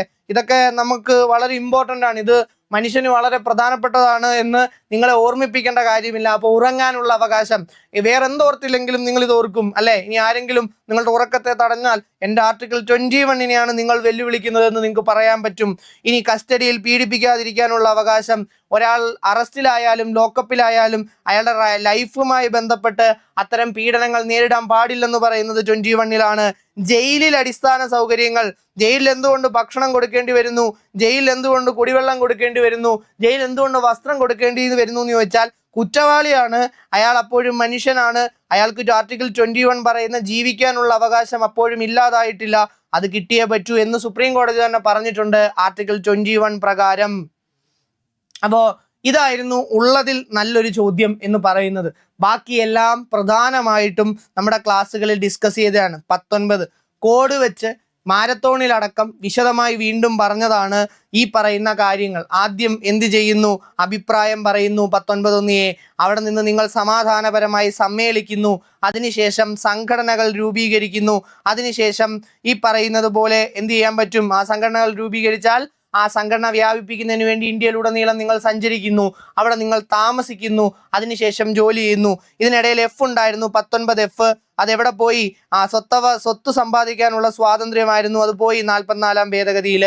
അപ്പോൾ ഇതിനകത്ത് വരാത്തൊരാളെ ഉള്ളൂ വിദ്യാഭ്യാസത്തിനുള്ള സ്വാതന്ത്ര്യം. നിങ്ങൾക്ക് അറിയാവുന്നതുപോലെ തന്നെ 21A ആണ്. ഇതൊക്കെ ആവർത്തിച്ച് പറഞ്ഞിട്ടുള്ളതാണ്. വളരെ സിമ്പിളായിട്ടുള്ള ചോദ്യമായിരുന്നു. അതുകൊണ്ട് 1, 2, 4 ഇവിടെ ആൻസർ എന്ന് പറയുന്നത്. 19 വീണ്ടും ചോദിച്ചു എന്ന് ഇതിലൂടെ നിങ്ങൾക്ക് മനസ്സിലാകാം. ഇനി ഞാൻ ആപ്പിൽ ക്ലാസ് എടുത്ത സമയത്ത് വളരെ ഇമ്പോർട്ടൻ്റ് ആയിട്ട് ഹൈലൈറ്റ് ചെയ്ത് പറഞ്ഞിട്ടുള്ളൊരു ഏരിയ ആണ് മൗലിക അവകാശങ്ങളും അടിയന്തരാവസ്ഥയും. ആപ്പിലായാലും റിവിഷനിലായാലും മാരത്തോണിലായാലും നമ്മൾ റിപ്പീറ്റഡ് ആയി പറഞ്ഞിട്ടുണ്ട്, ഇനിയുള്ള ഘട്ടങ്ങളിൽ പോകുന്നവർ നിർബന്ധിതമായും നോക്കിയിരിക്കണം. ഇപ്പം ഇവിടെ പറയുകയാണ്, ദേശീയ അടിയന്തരാവസ്ഥ പ്രഖ്യാപിക്കുമ്പോൾ എല്ലാ മൗലിക അവകാശങ്ങളും താൽക്കാലികമായി നിർത്തിവെക്കാൻ രാഷ്ട്രപതിക്ക് അധികാരമുണ്ട് എന്ന് പറയുന്നുണ്ട്. ഇനി ദേശീയ അടിയന്തരാവസ്ഥ പ്രഖ്യാപിക്കുമ്പോൾ വകുപ്പ് 359 പ്രകാരം രാഷ്ട്രപതിക്ക് 32 താൽക്കാലികമായി നിർത്തിവെക്കാൻ പറ്റുമെന്ന് പറയുന്നുണ്ട്. ദേശീയ അടിയന്തരാവസ്ഥ പ്രഖ്യാപിക്കുമ്പോൾ രാഷ്ട്രപതിക്ക് 21 താൽക്കാലികമായി നിർത്തിവെക്കാൻ അധികാരമുണ്ട്. ഈ ചോദ്യത്തെക്കുറിച്ച് നിങ്ങൾക്ക് കൂടുതൽ വലിയ ധാരണകളൊന്നുമില്ലെങ്കിലും അടിയന്തരാവസ്ഥ കാലത്ത് പോലും നിഷേധിക്കാൻ പാടില്ലാത്ത ആർട്ടിക്കിളാണ് 20-ഉം 21-ഉം എന്നറിയാവുന്ന ഒരാൾക്ക് ഈ ചോദ്യത്തിന് ഉത്തരം കിട്ടും. നിങ്ങൾക്ക് വേറെ ആർട്ടിക്കിൾ 358 കുറിച്ചോ 359 കുറിച്ചോ ഒന്നും അറിയില്ല എന്ന് തന്നെ വിചാരിച്ചോ. 20യും 21 അടിയന്തരാവസ്ഥ കാലത്ത് പോലും എന്ത് ചെയ്യപ്പെടുന്നില്ല, നിഷേധിക്കപ്പെടുന്നില്ല. അപ്പൊ നിങ്ങൾ നോക്കിക്കേ, എല്ലാ മൗലിക അവകാശങ്ങളും താൽക്കാലികമായി നിർത്തിവെക്കാൻ പറ്റുമെന്ന് പറഞ്ഞതിലൂടെ തന്നെ ഒന്നാമത്തെ പ്രസ്താവന തെറ്റായി കഴിഞ്ഞു. കാരണം എല്ലാം പറ്റുമോ? ഇല്ല. 20യും 21 എന്ത് ചെയ്യാൻ പറ്റത്തില്ല, അടിയന്തരാവസ്ഥ കാലത്ത് പോലും എന്ത് ചെയ്യാൻ പറ്റത്തില്ല, നിഷേധിക്കാൻ പറ്റില്ല. ഇനി ദേശീയ അടിയന്തരാവസ്ഥ പ്രഖ്യാപിക്കുമ്പോൾ ആർട്ടിക്കിൾ 359 പ്രകാരം രാഷ്ട്രപതിക്ക് എന്ത് ചെയ്യാം, 32നെ താൽക്കാലികമായിട്ട് നിർത്തിവെക്കാനുള്ള അധികാരമുണ്ട്. ഇവിടെയാണ് ഇമ്പോർട്ടൻ്റ് ആയിട്ടുള്ള ഒരു കൺസെപ്റ്റ് നിങ്ങൾ ഓർത്തിരിക്കേണ്ടത്. ആർട്ടിക്കിൾ 358 പഠിപ്പിക്കുന്ന സമയത്ത് നമ്മൾ എപ്പോഴും പറയും എന്താണ്, അടിയന്തരാവസ്ഥ നിലവിൽ വരുമ്പോൾ ഏത് അടിയന്തരാവസ്ഥയാണ്, ബാഹ്യമായിട്ടുള്ള കാരണങ്ങളാൽ രൂപം കൊള്ളുന്ന അടിയന്തരാവസ്ഥയാണെങ്കിൽ 19 ഓട്ടോമാറ്റിക്കലി എന്തായി മാറും, സസ്പെൻഡഡ് ആയി മാറും. 19ൽ നമ്മൾ അല്പം മുമ്പ് കണ്ട എല്ലാ സ്വാതന്ത്ര്യങ്ങളും ഓട്ടോമാറ്റിക്കലി എന്തായി മാറും, സസ്പെൻഡഡ് ആയി മാറും. ഏതാണെങ്കിൽ വിദേശ ആക്രമണം പോലുള്ള കാര്യങ്ങൾ കൊണ്ടുണ്ടാകുന്ന അടിയന്തരാവസ്ഥയാണെങ്കിൽ.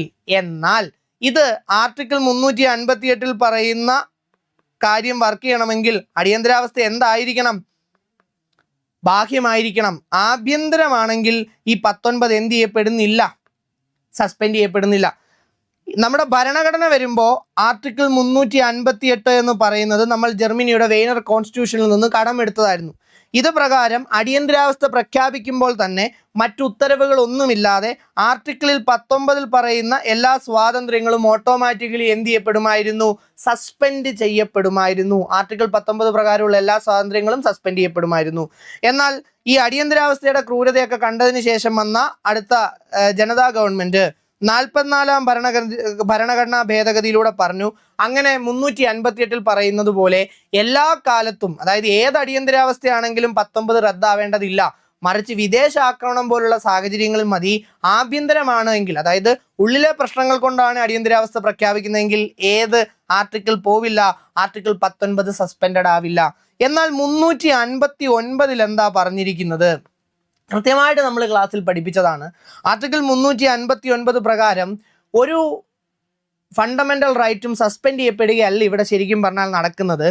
ഈ ഫണ്ടമെന്റൽ റൈറ്റിനെയൊക്കെ പ്രൊട്ടക്റ്റ് ചെയ്യുന്ന ഏറ്റവും വലിയ ആർട്ടിക്കിൾ 32 നമുക്ക് ഈ പറയുന്ന മൗലിക അവകാശം എന്ന് പറയുന്ന സാധനം നിഷേധിക്കപ്പെട്ടാൽ ചോദ്യം ചെയ്യാൻ പറ്റുന്നത് ആർട്ടിക്കിൾ 32 ഉള്ളത് കൊണ്ടാണ്. അപ്പൊ സ്വാഭാവികമായിട്ടും ആർട്ടിക്കിൾ 32നെ താൽക്കാലികമായി നിർത്തിവെക്കുന്നു എന്ന് പറയുമ്പോൾ ഈ പറയുന്ന മറ്റ് മൗലിക അവകാശങ്ങൾ നിഷേധിക്കപ്പെട്ടാൽ ചോദ്യം ചെയ്തുകൊണ്ട് കോടതിയെ നമുക്ക് സമീപിക്കാനായിട്ട് എന്ത് ചെയ്യുന്നില്ല, സാധിക്കുന്നില്ല എന്നതാണ് എന്തിൻ്റെ പ്രത്യേകത എന്ന് പറയുന്നത്. ഈ പറയുന്നത് പോലെ 359ന്റെ പ്രത്യേകത. അപ്പൊ 359 മൗലികാവകാശങ്ങൾ ഇല്ലാതാക്കുകയല്ല ചെയ്യുന്നത്. ശരിക്കും അത് ആരെയാണ് ലിമിറ്റ് ചെയ്യുന്നത്, 32നെയാണ് ലിമിറ്റ് ചെയ്യുന്നത്. ഇവിടെയാണ് 44ാം ഭേദഗതി കൊണ്ടുവന്നിട്ട് പറഞ്ഞത് ഇങ്ങനെ ലിമിറ്റ് ചെയ്യുമ്പോൾ പോലും, അതായത് രാഷ്ട്രപതി ഉത്തരവിട്ടിട്ട് രാഷ്ട്രപതിയുടെ ഓർഡറിലൂടെ രാഷ്ട്രപതി പറയുകയാണ് ഏതെല്ലാം ഫണ്ടമെന്റൽ റൈറ്റിന്റെ കാര്യത്തിൽ 32 ബാധകമാവില്ല എന്ന് ആർക്ക് പറയാം, രാഷ്ട്രപതിക്ക് പറയാം. പക്ഷെ അവിടെ പോലും ആരെ തൊടാൻ പറ്റില്ല, ഇവരെ തൊടാൻ പറ്റില്ല, 20യും 21നെയും. ഇത് കൂട്ടിച്ചേർത്തത് ഏത് ഭേദഗതിയിലൂടെയാ, 44ാം ഭേദഗതിയിലൂടെയാണ്. അപ്പോൾ ആർട്ടിക്കിൾ 359 പ്രകാരം 32 താൽക്കാലികമായിട്ട് എന്ത് ചെയ്യപ്പെടുകയാണ് ചെയ്യുന്നത്, നിർത്തിവെക്കപ്പെടുകയാണ് ചെയ്യുന്നത്. അത് ബാധകമല്ലാത്ത 2 ആർട്ടിക്കിളുകൾ ആരാണ്, 20യും 21ഉം ആണ്. എന്ന് പറഞ്ഞാൽ നിങ്ങൾക്ക് എന്ത് ചെയ്യാൻ പറ്റില്ല, ആ കോടതിയെ സമീപിച്ചിട്ട് പറയാനായിട്ട് പറ്റില്ല ബാക്കിയുള്ള ആർട്ടിക്കിളുകൾ ഇപ്പോൾ എനിക്ക് നിഷേധിക്കപ്പെട്ടു എന്ന് പറയാൻ പറ്റില്ല. പക്ഷെ അവിടെ പോലും എന്ത് കിട്ടണം, 20യും 21ഉം കിട്ടണം. അപ്പോൾ ഇതറിയാവുന്ന ഒരാൾക്ക് രണ്ടാമത്തെ പ്രസ്താവന ശരിയാവും. നേരത്തെ നമ്മൾ പറഞ്ഞതുപോലെ തന്നെ 20യും 21ഉം അടിയന്തരാവസ്ഥ കാലത്ത് പോലും നിർത്തിവെക്കാൻ പറ്റില്ല എന്ന് പറയുമ്പോൾ മൂന്നാമത്തേത് തെറ്റാണ്. അപ്പോൾ സ്വാഭാവികമായിട്ടും ബി ആണ് ആൻസർ. ഞാൻ പറഞ്ഞല്ലോ, രണ്ടാമത്തെ ക്വസ്റ്റ്യൻ പേപ്പറിലാണ് അല്പം നിലവാരം കൂടിയ ചോദ്യങ്ങൾ നമ്മൾ കണ്ടത്. ഇതൊക്കെ പിന്നെ എക്സ്പ്ലെയിൻ ചെയ്യേണ്ട ആവശ്യം പോലും ഇല്ല. മാൻഡമസ് എന്താണ്, മാൻ ഡു മസ്റ്റ് എന്ന് പറഞ്ഞ് നമ്മൾ പഠിപ്പിക്കുകയാണ്. അപ്പോൾ ഞങ്ങൾ ആജ്ഞാപിക്കുന്നു എന്ന് പറയുന്നതാണ് എന്താണ്, ഒരു പൊതു അധികാര സ്ഥാപനത്തിൽ അവരുടെ ജോലി നിർവഹിക്കാതിരിക്കുമ്പോൾ ചെയ്യൂ എന്ന് പറയുകയാണ് അല്ലേ, മാൻ ഡു മസ്റ്റ് എന്ന് പറയുന്നതാണ്. അപ്പം ഞങ്ങൾ ആജ്ഞാപിക്കുന്നു എന്നതായിരുന്നു. 5 റിട്ടുമായി ബന്ധപ്പെട്ട് എപ്പോഴും ഞാൻ പറയാറുണ്ട്, 10th പ്രിലിംസിൽ ഇനിയും ആവർത്തിക്കും. ഈ പറയുന്ന റിട്ടുകൾ 5ഉം വ്യക്തമായി പഠിപ്പിച്ചിട്ടുണ്ട്. ഓരോ വാക്കിൻ്റെയും അർത്ഥം പഠിപ്പിച്ചിട്ടുണ്ട്. അത് നോക്കിയിട്ടേ പരീക്ഷയ്ക്ക് പോകാവൂ എന്ന് പറഞ്ഞിട്ടുണ്ട്. അവിടെ നിന്ന് ചോദിച്ച വളരെ സിമ്പിളായിട്ടുള്ളൊരു ചോദ്യമായിരുന്നു. പിന്നെ മൗലിക കടമകളിൽ നിന്ന് വന്ന ചോദ്യം. ഈ ക്വസ്റ്റ്യൻ കാണുമ്പോൾ ഇതിൻ്റെ തെളിച്ചം കാണുമ്പോൾ നിങ്ങൾക്കറിയാം ഫസ്റ്റ് ഫേസിലെ ചോദ്യമാണ്. വളരെ സിമ്പിളാണ്. 4A കൂട്ടിച്ചേർത്തിരിക്കുന്നത്. നമ്മൾ പറയാറുള്ളത് പോലെ തന്നെ എന്താണ് മിനി കോൺസ്റ്റിറ്റ്യൂഷൻ എന്നറിയപ്പെടുന്ന 42ാം ഭരണഘടനാ ഭേദഗതിയിലൂടെ കൂട്ടിച്ചേർത്തതാണ് എന്ന് പറയുന്നത് മൗലിക കർത്തവ്യങ്ങൾ. 3. അപ്പോൾ ആൻസർ എന്താണ്? ബി ആണ്. മൗലിക കർത്തവ്യങ്ങൾ എന്ന് പറയുന്ന ഭാഗത്തു നിന്ന് ചോദ്യം എപ്പോഴും എക്സ്പെക്റ്റ് ചെയ്യുന്നതാണ് എന്ന് നിങ്ങളോട് കൃത്യമായിട്ട് പറഞ്ഞു വിട്ടിട്ടുണ്ട്. ഇനി ഏറ്റവും ഇമ്പോർട്ടൻ്റ് ആയിട്ടുള്ള കാര്യം എന്താണെന്ന് ചോദിച്ചു കഴിഞ്ഞാൽ എപ്പോഴും എല്ലാവരും ചോദിക്കും, സാർ ഇത് പഠിക്കണോ? ഞാൻ എപ്പോഴും പറയും പഠിക്കണം. ഇത് തന്നിട്ട് താഴെ പറയുന്നതിൽ മൗലിക കർത്തവ്യങ്ങൾ ഉൾപ്പെടുന്നതേത് ഉൾപ്പെടാത്തതേത് എന്ന് ചോദിച്ചിട്ടുണ്ട്. അപ്പോൾ ഭാരതത്തിൻ്റെ പരമാധികാരവും ഐക്യവും അഖണ്ഡതയും നിലനിർത്തുക, അതിനെ സംരക്ഷിക്കുകയും ചെയ്യുക എവിടെയാണ് വരുന്നത്? നിങ്ങൾക്ക് അറിയാവുന്നതുപോലെ തന്നെ ഇത് എവിടെയാണ് വരുന്നത് എന്ന് എല്ലാവർക്കും എന്താണ് 51A സിയിലാണ് ഈ പറയുന്ന സാധനം വരുന്നത്. അതേപോലെ നമ്മുടെ സാംസ്കാരിക സമന്വയത്തിന്റെ സമ്പന്നമായ പാരമ്പര്യത്തെ വിലമതിക്കുകയും നിലനിർത്തുകയും ചെയ്യുക എവിടെയാണ് ഈ പറയുന്ന സംഭവം വരുന്നത്? നിങ്ങൾക്ക് എല്ലാവർക്കും കൃത്യമായിട്ട് അറിയാം. ഈ പറയുന്നത് പോലെ ഈ പറയുന്ന സാധനം, അതായത് സാംസ്കാരിക സമന്വയം, സമ്പന്നമായ പാരമ്പര്യം, ഇതിനെ നിലനിർത്തുകയും ചെയ്യുക എന്ന് പറയുന്നതും നമ്മുടെ ആർട്ടിക്കിൾ 51F ഭാഗമായിട്ട് വരുന്നതാണ്. പിന്നെ ശാസ്ത്രീയമായ കാഴ്ചപ്പാടും മാനവികതയും അന്വേഷണവും അതേപോലെ തന്നെ പരിഷ്കരണത്തിനുമുള്ള മനോഭാവം എന്ന് പറയുന്നത് എവിടെയാണ്? എച്ചിലാണ്. ഹ്യൂമനിസം, എച്ച് എന്നൊക്കെ പറഞ്ഞ് മാനവികതയൊക്കെ പഠിപ്പിച്ചതാണ്. പൊതുസ്വത്ത് സംരക്ഷിക്കുകയും ശപഥം ചെയ്ത് അക്രമം ഉപദേശിക്കുകയും ചെയ്യുക ഐയിൽ വരുന്നതാണ്. അപ്പൊ ഈ പറയുന്നതെല്ലാം എന്താണ്? ഈ മൗലിക കർത്തവ്യങ്ങളിൽ പെടുന്നതാണ്. ആൻസർ ഡി ആണ്. അപ്പോൾ മൗലിക കർത്തവ്യങ്ങളിൽ ഏത് വരും? 10 ഉണ്ടായിരുന്നു. പിന്നെ 86ാം ഭേദഗതിയിലൂടെ ഒന്നുകൂടി കൂട്ടിച്ചേർത്തു 11 ഉണ്ട്. ഇത് ഏതൊക്കെയാണെന്ന് നോക്കിയിട്ടേ പരീക്ഷയ്ക്ക് പോകാവൂ. ഉറപ്പായിട്ടും എന്ത് ചെയ്യുന്നതാണ്? ചോദിക്കുന്നതാണ് എന്നതിൽ യാതൊരുവിധ തർക്കവുമില്ല. ഇതായിരുന്നു മൗലിക അവകാശങ്ങളും കടമകളും. ഇനി വിവരാവകാശവുമായി ബന്ധപ്പെട്ട് ഈ ചോദ്യം നിങ്ങൾക്ക് ഉറപ്പായിട്ടും നമ്മുടെ ലാസ്റ്റ് മാരത്തോൺ കണ്ടിട്ടുണ്ടെങ്കിൽ 100% കിട്ടേണ്ടുന്നതാണ്. കാര്യം എന്താണെന്ന് ചോദിച്ചാൽ സ്ട്രെസ് ചെയ്ത് പറഞ്ഞിട്ടുള്ള കാര്യങ്ങളാണ്. MKSS എന്ന് പറയുന്ന സംഘടന അരുണ റോയിയുടെയും നിഖിൽ ദയുടെയും ഒക്കെ നേതൃത്വത്തിൽ 1990 രാജസ്ഥാനിൽ ആരംഭിക്കുന്നു. ഇവരാണ് എന്ത് കൊണ്ടുവരുന്നത്? വിവരാവകാശത്തിലേക്ക് ഗവൺമെന്റിന് സമ്മർദ്ദം നൽകുന്ന സംഘടന. അതുകൊണ്ടാണ് എപ്പോഴും ചോദിക്കുന്നത് വിവരാവകാശ നിയമം നിലവിൽ വരാൻ കാരണമായത് MKSS ആണ്. ഇനി എന്താണ് വിവരാവകാശം എന്ന് പറഞ്ഞു കഴിഞ്ഞാൽ അത് പൊതു അധികാര സ്ഥാപനങ്ങളുടെ കയ്യിലുള്ള വിവരങ്ങൾ എന്ത് ചെയ്യുന്നു? ആ പൗരന് ലഭിക്കുകയാണ്. അതുവഴി സുതാര്യത കൊണ്ടുവരുന്നു, അഴിമതിയെ തടയുന്നു എന്നൊക്കെ നമ്മൾ പഠിച്ചതാണ്. 2ാമത്തെ സ്റ്റേറ്റ്മെന്റ് ശരിയാണ്. എന്നാൽ എല്ലാ വിവരങ്ങളും തരാനായിട്ട് പറ്റുമോ? ഇല്ല. നമ്മൾ പറയുന്നത് പോലെ വകുപ്പ് 8ലും 9ലുമായിട്ട് ചില വിവരങ്ങൾ തരില്ല എന്ന് പറയുന്നുണ്ട്. 8ൽ ചില വിവരങ്ങൾ ഒഴിവാക്കിയിട്ടുണ്ടെന്ന് പറയുന്നുണ്ട്. 9ൽ നിരസിക്കാനുള്ള കാരണവും പറയുന്നുണ്ട്. ഇതും ചിലപ്പോൾ കയറി ചോദിക്കാൻ പറ്റുന്ന ഭാഗമാണ് എന്ന് നമ്മൾ എവിടെ പറഞ്ഞു? മാരത്തോണിൽ പറഞ്ഞതാണ്. അത് അങ്ങനെ തന്നെ ചോദിച്ചു. അവിടെ ഞാൻ എടുത്തു പറഞ്ഞതാണ്. എന്ന് പറയുന്നത് കോടതി പരിഗണനയിലുള്ള വിവരങ്ങളും വ്യക്തികളുടെ ജീവനും സുരക്ഷയ്ക്കും ഭീഷണിയാവുന്ന വിവരങ്ങളും വെളിപ്പെടുത്തുന്നു എന്നാണ് ഇവിടെ പറയുന്നത്. എന്നാൽ വെളിപ്പെടുത്തുന്നില്ല എന്നതാണ് ശരി എന്ന് പറയുന്നത്. ഇനി ഇത് വെട്ടിക്കളയുമ്പോൾ തന്നെ നിങ്ങൾക്ക് ഒരു കാര്യം കിട്ടി. എന്താണ് എന്ന് നിങ്ങൾക്ക് മനസ്സിലായി. എന്താണ്? തെറ്റായ പ്രസ്താവനയാണ് ഇവിടെ ചോദിച്ചിരിക്കുന്നത്. സ്വാഭാവികമായിട്ടും 1ഉം 2ഉം ശരിയാണ് എന്ന് തിരിച്ചറിഞ്ഞതോടു കൂടി തന്നെ നമുക്ക് എന്ത് ചെയ്യാനായിട്ട് പറ്റും? ഇവരെ എല്ലാം എലിമിനേറ്റ് ചെയ്യാൻ പറ്റും. പിന്നെ നമ്മുടെ മുമ്പിൽ അവശേഷിക്കുന്ന ഒരേ ഒരു സാധനം ഇതാണ്.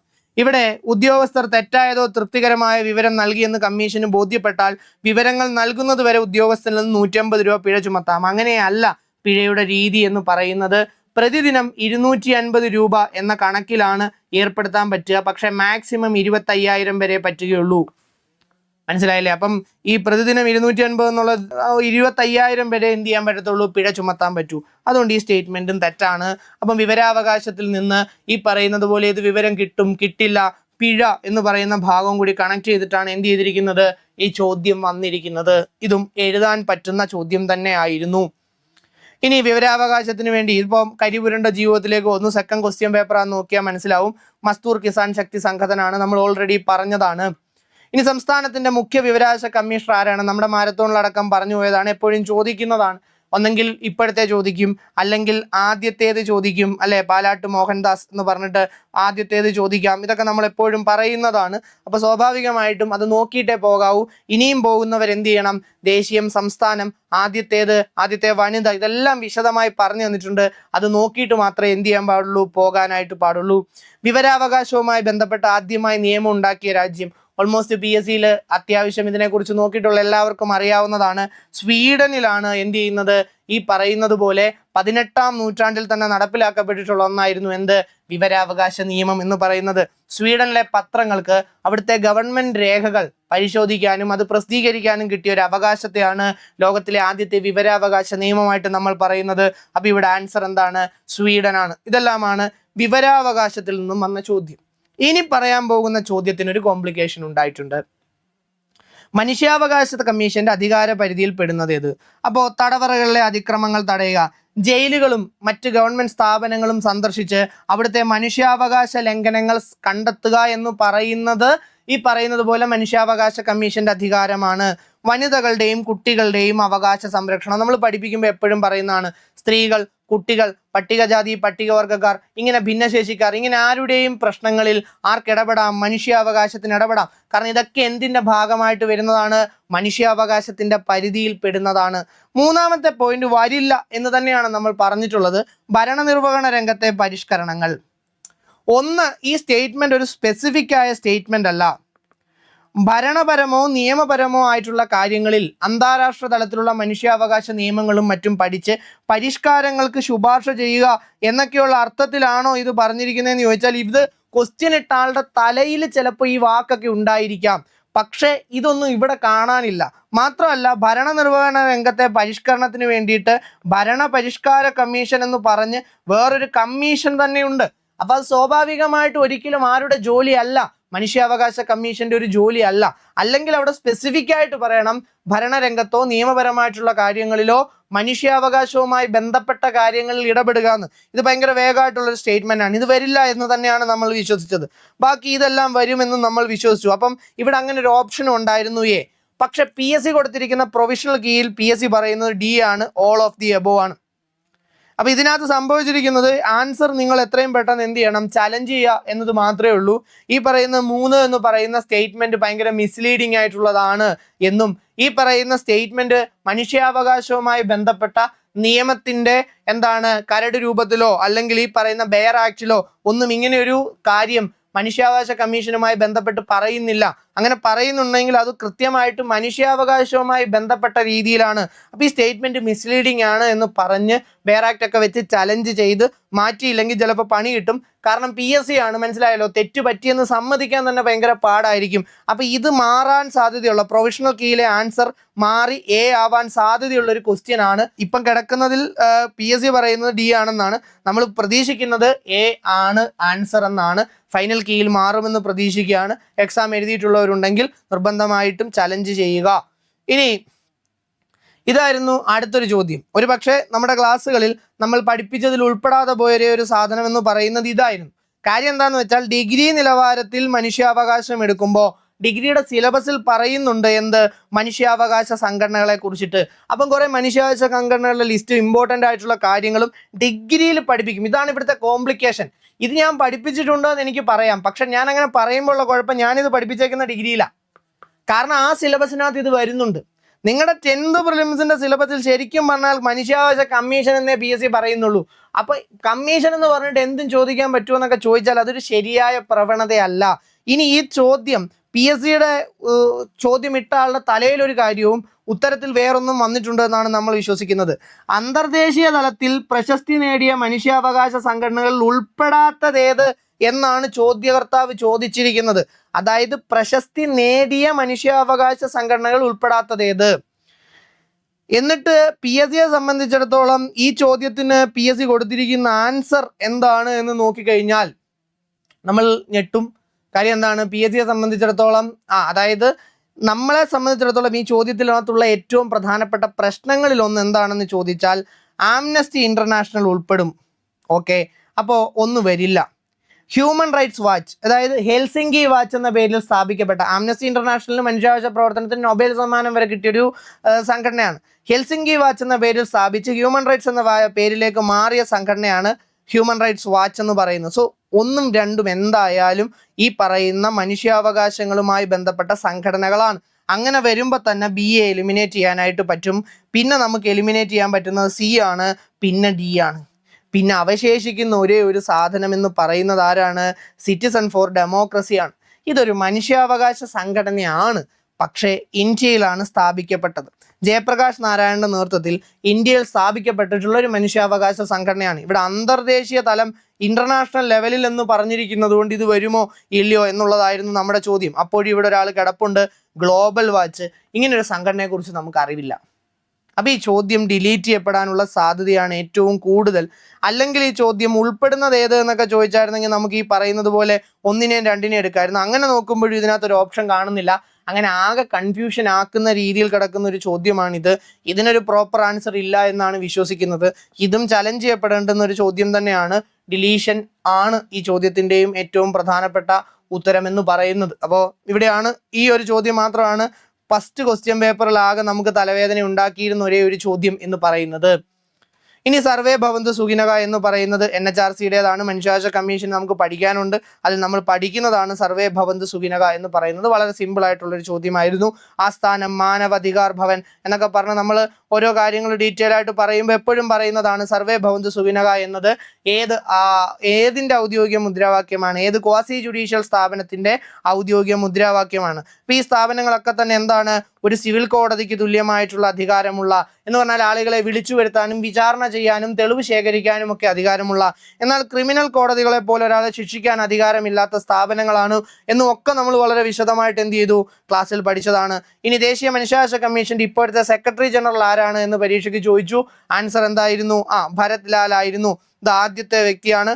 ഇപ്പോഴത്തെ ആള് ഭരത് ലാൽ ആണ്. അപ്പൊ നമ്മൾ പഠിക്കാറുണ്ട് അല്ലെ, 6 പേരും സെക്രട്ടറി ജനറലും 7 എക്സ് ഒഫീഷ്യോ മെമ്പേഴ്സും കൂടി ചേരുന്നതാണ് ഈ പറയുന്ന എന്തെന്ന് പറയുന്നത് ദേശീയ മനുഷ്യാവകാശ കമ്മീഷൻ. ദേശീയ മനുഷ്യാവകാശ കമ്മീഷന്റെ CEO എന്ന് ചീഫ് എക്സിക്യൂട്ടീവ് ഓഫീസറാണ് ആര് എന്ന് പറയുന്നത്? Secretary general. അതുകൊണ്ട് ഈ സ്ഥാനം ഇമ്പോർട്ടൻ്റ് ആണെന്ന് നമ്മൾ എപ്പോഴും ക്ലാസ്സിൽ പറയാറുണ്ട്. അപ്പം ഞാൻ എപ്പോഴും പറഞ്ഞിട്ടുണ്ട്, പ്രധാനപ്പെട്ട കമ്മീഷനുകൾ അതുമായി ബന്ധപ്പെട്ട ആളുകളെ നോക്കിയിട്ട് മാത്രമേ പരീക്ഷയ്ക്ക് എന്ത് ചെയ്യാൻ പാടുള്ളൂ, പോകാൻ പാടുള്ളൂ എന്നത്. അതുതന്നെയാണ് ഈ ചോദ്യവും എന്ത് ചെയ്യുന്നത്? ഇൻഡിക്കേറ്റ് ചെയ്യുന്നത്. ഇനി ഈ ഭാഗങ്ങളൊക്കെ വന്നേക്കുന്നത് നമ്മുടെ ചിഹ്നം, പതാക, ഇത്. അപ്പം നമ്മളിത് വിശദമായിട്ട് ക്ലാസ്സിൽ എടുത്തു തന്നിട്ടുണ്ട്. മാരത്തോണിൽ രജിത് സാർ എടുത്തു തന്നിട്ടുണ്ട്. ഇവിടെ ഈ പറയുന്ന ചോദ്യത്തിൻ്റെ ആൻസർ എന്ന് പറയുന്നത് സി ആണ്. 1947 ജൂലൈ 22-ാം തീയതിയാണ്. നിങ്ങൾക്ക് അറിയാവുന്നതുപോലെ തന്നെ ദേശീയ ഗാനം, ദേശീയ ഗീതം എന്നിവ 1950 ജനുവരി 24-നും ദേശീയ ചിഹ്നം എന്ന് പറയുന്നത് 1950 ജനുവരി 26-നും നിലവിൽ വന്നു. പതാക മാത്രമാണ് 1947 ജൂലൈ 22 എന്ന് പറയുന്ന തീയതിയിലേക്ക് വരുന്നത്. ഈ തീയതികൾ PYQ ആയിരുന്നു. ഇത് നിരന്തരം ചോദിക്കുന്നതാണ്. ഇനിയുള്ള ഘട്ടത്തിലുള്ളവരും ഉറപ്പായിട്ടും നോക്കിയിട്ട് പോകേണ്ടതാണ്. പിന്നെ ചോദിച്ചൊരു ചോദ്യം, വന്ദേ മാതരം എന്ന ദേശീയ ഗീതം ചിട്ടപ്പെടുത്തിയിരിക്കുന്നത് ഏത് രാഗത്തിലാണ് എന്നതാണ്. അപ്പം ദേശ് രാഗത്തിൽ എന്നുള്ളത് എല്ലാവർക്കും അറിയാവുന്ന ഒരു കാര്യമാണ്. നമ്മൾ എപ്പോഴും പറയാറുള്ളതാണ്. അതായത് ആനന്ദമഠം എന്ന് പറയുന്ന ബങ്കിംചന്ദ്ര ചാറ്റർജിയുടെ നോവലിൽ നിന്നും, സന്യാസി കലാപവുമായി ബന്ധപ്പെട്ട് എഴുതിയിരിക്കുന്ന നോവലിൽ നിന്നും എടുത്തിട്ടുള്ളതാണ് എന്ത്? വന്ദേ മാതരം. വന്ദേ മാതരം എപ്പോഴും പരീക്ഷയ്ക്ക് ചോദിക്കാം. പ്രത്യേകിച്ച് ഇപ്പോഴത്തെ സമയത്ത് വന്ദേ മാതരം വളരെയധികം വിവാദാത്മകമായി നിൽക്കുന്ന ഒരു സാഹചര്യം കൂടി ആയതുകൊണ്ട് ചോദ്യം വരാം. അപ്പോൾ സംസ്കൃത ഭാഷയും ബംഗാളിയും ഇടകലർത്തി എഴുതിയിരിക്കുന്ന വന്ദേ മാതരം ചിട്ടപ്പെടുത്തിയിരിക്കുന്നത് ദേശ് രാഗത്തിലാണ്. സംഗീതം നൽകിയിരിക്കുന്നത് യദുനാഥ് ഭട്ടാചാര്യയും ഹേമന്ത് മുഖർജിയുമാണ്. എന്നാൽ നമ്മൾ ഇപ്പോൾ കേൾക്കുന്ന സംഗീതം എന്ന് പറയുന്നത് ആരുടേതാണ്? പണ്ഡിറ്റ് രവിശങ്കറുടേതാണ്. ഇതൊക്കെ നമുക്ക് അറിയാവുന്ന കാര്യങ്ങളാണ്. ദേശീയ ഗാനം, ദേശീയ ഗീതം, ദേശീയ ചിഹ്നം, അതേപോലെയുള്ള കാര്യങ്ങൾ, പതാക, ഇതിൽ നിന്നൊക്കെ ഉറപ്പായിട്ടും 1-2 ചോദ്യങ്ങൾ ഇനിയുള്ള ഘട്ടത്തിലും പ്രതീക്ഷിച്ചോണം. ഇനി അവസാനത്തെ ഒരു ചോദ്യം ഉണ്ടായിരുന്നു. ഈ ചോദ്യവും നമ്മൾ പ്രതീക്ഷിക്കുന്ന ഒരു ചോദ്യം തന്നെയാണ്. ഒന്ന് ട്വിസ്റ്റ് ചെയ്ത് ചോദിച്ചിട്ടുണ്ട് എന്നുള്ളൂ. ദേശീയ ജലജീവി ഗംഗ ഡോൾഫിനാണ്. 2009 ഒക്ടോബർ 5-ാം തീയതിയാണ് എന്ത് ചെയ്തിരിക്കുന്നത്? ഈ പറയുന്നത് പോലെ പ്രഖ്യാപിച്ചത്. ഗംഗ ഡോൾഫിൻ അരുണാചൽ പ്രദേശിന്റെ ഔദ്യോഗിക ജലജീവിയാണെന്ന് പറയുന്നുണ്ട്. ആ പ്രസ്താവന തെറ്റാണ്. ഗംഗ ഡോൾഫിനെ സുസു, ഹിഹു എന്നീ പേരുകളിലും അറിയപ്പെടുന്നു എന്ന് പറയുന്നുണ്ട്. ഈ പ്രസ്താവന ശരിയാണ്. ഇവിടെ 1-ഉം അതേപോലെ തന്നെ 3-ഉം ശരിയാകുന്നു. ഡി ആണ് ആൻസർ ആയിട്ട് വരുന്നത്. അപ്പോൾ 2009 ഒക്ടോബർ 5 എന്ന തീയതി വളരെ ഇമ്പോർട്ടൻ്റ് ആണ്, അത് ഓർത്തിരിക്കേണ്ടതാണ്. ദേശീയ ഡോൾഫിൻ ദിനം കൂടിയാണ് ഒക്ടോബർ 5 എന്ന് പറയുന്നത്. ഗംഗാ ഡോൾഫിൻ്റെ ശാസ്ത്രീയമായ നാമം എന്താണ് എന്ന് ചോദിച്ചു കഴിഞ്ഞാൽ പ്ലാറ്റാനിസ്റ്റ ഗംഗാറ്റിക്ക എന്നതാണ് എന്നും ഓർക്കണം. ഇനി പ്രോജക്ട് ഡോൾഫിൻ എന്ന് പറയുന്നത് 2020 ഓഗസ്റ്റ് 15 മറ്റൊരു സ്വാതന്ത്ര്യ ദിനത്തിൽ പ്രധാനമന്ത്രി പ്രഖ്യാപിച്ച ഡോൾഫിനുകളെ സംരക്ഷിക്കാനുള്ള പദ്ധതിയാണ് എന്ന് കൂടി എന്ത് ചെയ്യണം, നിർബന്ധമായിട്ടും എന്ത് ചെയ്യണം, ഓർത്തിരിക്കണം. ഇനി ഇത്രയും കാര്യങ്ങളാണ് സിലബസിനെ ബേസ് ചെയ്ത് ചോദിച്ചത്. താരതമ്യേന എളുപ്പമായിരുന്നു. ഒന്ന് സമയമെടുത്താൽ 1-2 ചോദ്യങ്ങൾ മാത്രം. ഒന്നാം ഘട്ടം എഴുതിയവർക്ക് മുഴുവൻ ചോദ്യങ്ങളും കിട്ടും. അതിൽ ആ മനുഷ്യാവകാശത്തിൻ്റെ സംഘടന മാത്രമേ ഉള്ളൂ, അത് ഒഴിവാക്കി കഴിഞ്ഞു കഴിഞ്ഞാൽ ബാക്കി മുഴുവൻ ചോദ്യങ്ങളും കിട്ടും. ഞാൻ ഇപ്പോഴും പ്രതീക്ഷിക്കുന്നത് ഡിലീറ്റ് ചെയ്യപ്പെടുമെന്ന് തന്നെയാണ്. അങ്ങനെയാണെങ്കിൽ ഒന്നാം ഘട്ടം ഒരു തരത്തിലും നമ്മളെ ബുദ്ധിമുട്ടിച്ചില്ല. രണ്ടാം ഘട്ടത്തിൽ 1-2 ചോദ്യങ്ങൾ പഠിപ്പിക്കാത്തതൊന്നുമല്ല, പക്ഷേ ഒന്ന് ശ്രദ്ധയോടെ വായിച്ചു നോക്കി ചെയ്തിരുന്നെങ്കിൽ മാത്രം കിട്ടുന്ന ചോദ്യങ്ങളാണ് രണ്ടാം ഘട്ടത്തിൽ ചോദിച്ചിട്ടുള്ളത് എന്നുള്ളതാണ്. എങ്കിലും നിലവാരം അല്പം കൂടി മാറിയത് രണ്ടാം ഘട്ടത്തിലാണ്. പൊതുവിൽ നോക്കുന്ന സമയത്ത് ഒന്നാം ഘട്ടവും രണ്ടാം ഘട്ടവും തമ്മിൽ ചെറിയ വ്യത്യാസങ്ങളുണ്ട് എങ്കിൽ പോലും രണ്ടിടത്തും കോൺസ്റ്റിറ്റ്യൂഷൻ സ്കോർ ചെയ്യാൻ പറ്റുന്നതായിരുന്നു. എന്നാൽ രണ്ടാം ഘട്ടത്തിലേക്ക് വന്നപ്പോൾ ഔട്ട് ഓഫ് സിലബസ്, നമുക്ക് സിലബസിലെങ്ങും പഠിക്കാനില്ലാത്തൊരു ഭാഗത്ത് നിന്ന് കോൺസ്റ്റിറ്റ്യൂഷനിൽ നിന്നൊരു ചോദ്യം വന്നിട്ടുണ്ട്.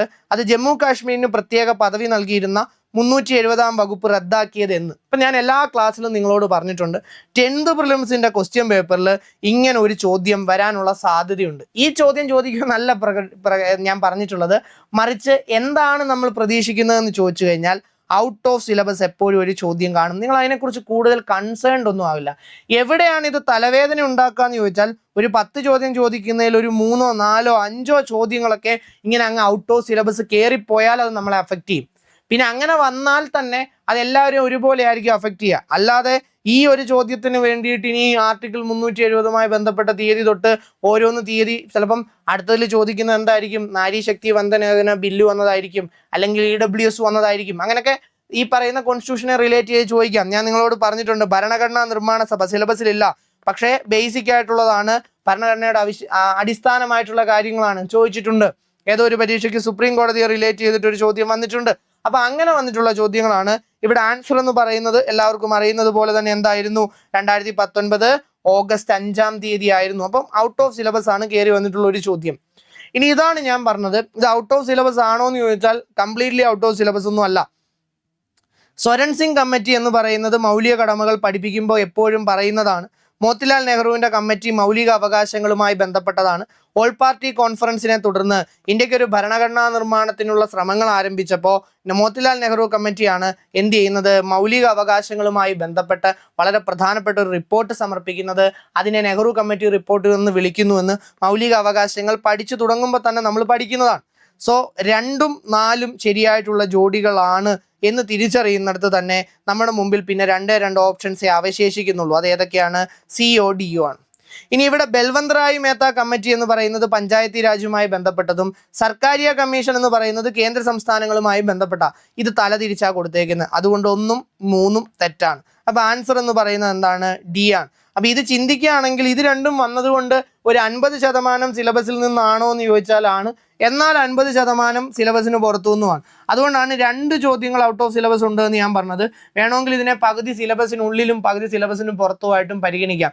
പക്ഷേ എളുപ്പമുള്ളൊരു ചോദ്യമായിരുന്നു ഇതും. അപ്പോൾ സ്വാഭാവികമായിട്ടും രണ്ടാം ഘട്ടം നോക്കുമ്പോഴും ഈ പറയുന്ന ആർട്ടിക്കിൾ 370 ഒഴിച്ച് ബാക്കി എല്ലാ ചോദ്യങ്ങളും നിങ്ങൾക്ക് എഴുതാൻ പറ്റുന്ന ചോദ്യങ്ങൾ തന്നെ ആയിരുന്നു, സ്കോറബിൾ ആയിരുന്നു. അപ്പോൾ ചത്ത കുഞ്ഞിൻ്റെ ജാതകം വായിച്ചിട്ട് കാര്യമില്ല എന്ന് പറയുന്നത് പോലെ അതിലെ മാർക്കിനെ കുറിച്ച് ചിന്തിച്ചിട്ട് കാര്യമില്ല.